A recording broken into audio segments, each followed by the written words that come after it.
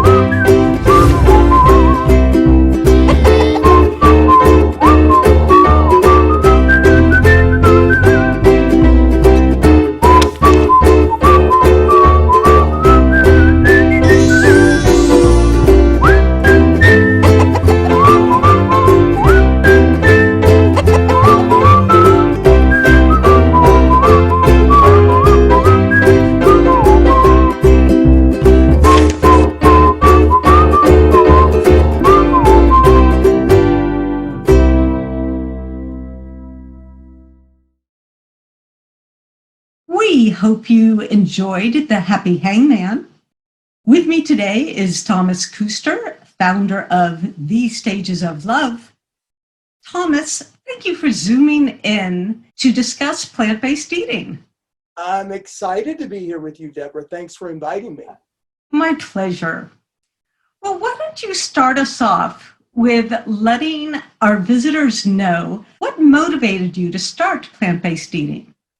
Well, quite frankly, over the years, I've always known at some level that it would be a better thing for me to do. But I've never been a vegetable guy, ever. I grew up in Kentucky, meat and potatoes. That's what I lived on. You were one influence for sure. You shared with me often, and when you would come here and be in my home, you would have your vegan foods and things, which brought up curiosity, but not enough to make me change in that moment. Well, then some of the programs that you had recommended, one being What the Health, and then the other being Cowspiracy, got me very present in a way that I never was before. In fact, I never knew the impact on the planet eating animals. This never, ever occurred to me. And I was so impacted by that the very night that we watched those programs, my spouse and I, we emptied our freezer, emptied our refrigerator, called our family members, and we gave everything animal away. That's so wonderful, Thomas. Yeah.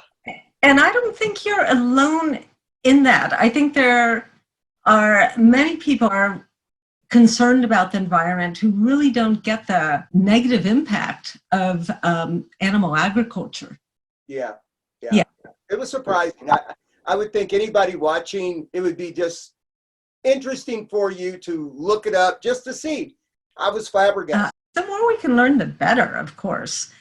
You jumped in to being vegan or plant-based. What benefits do you see to doing that? Well, I have to speak personally because I am an all or nothing kind of guy. It's kind of how I'm wired. So for me to gradually go vegan, I don't know if it ever would have happened. That's me. But the immediate benefits that I got, like, here's one thing that I remember thinking, and I remember saying it to my spouse when we made the choice. I said, the only way we're really going to know the actual impact on us physically is if we do it all. If we do it gradually, we might notice some things, but to really notice anything, I think I had to do it all. Yeah, that's great. Also, your taste buds change about every 3 weeks. So by jumping into veganism, you give your taste buds time to change. Whereas if you keep eating the meat, dairy, and eggs, you don't get that full change.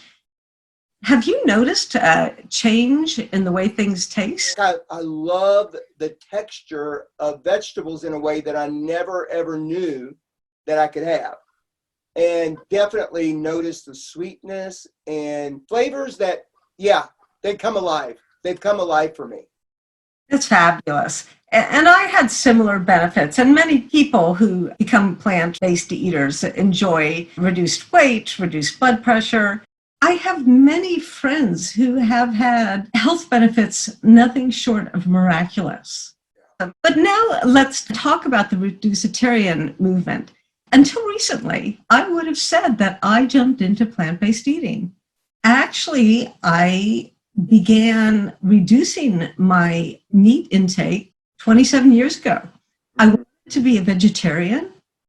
However, everyone knew that we need some animal protein. So I added fish to my diet. The next decade, I reduced dairy, and then I did jump into plant-based eating. A person obviously doesn't need to change their whole life all at once. Right. Whatever schedule works for you, just get started. And maybe you'll increase the amount that you reduce, and maybe you won't. But getting started helps the planet, it helps your health, it helps all beings. And speaking of that, let me show you this diagram. Studies show avoiding meat is the single biggest way to reduce your impact on Earth. The so-called normal animal-based diet has a negative impact on the planet, and you can see that it's represented with the gray Earth. Now, if someone reduces their animal-based eating by 1/3, for example, this positively impacts the Earth. It's easy math to see that if a person reduces their animal-based eating by another third, their corresponding impact is greater. And it follows that a person can make the biggest impact by eating a plant-based diet. It's important to note that reducing your consumption of animal products by any amount makes a difference. Don't let being perfect stand in your way of doing good. Having more people join the Reducetarian movement, we can make more of a difference in our planet. I believe that, yeah. This is a viable option, one that is easier for a lot of people. If you are motivated to reduce meat, dairy, and eggs, please go to reducetarian.org. Like this video if you would, and leave a comment. Be sure also to check out the handout. There's many excellent references for becoming more plant-based.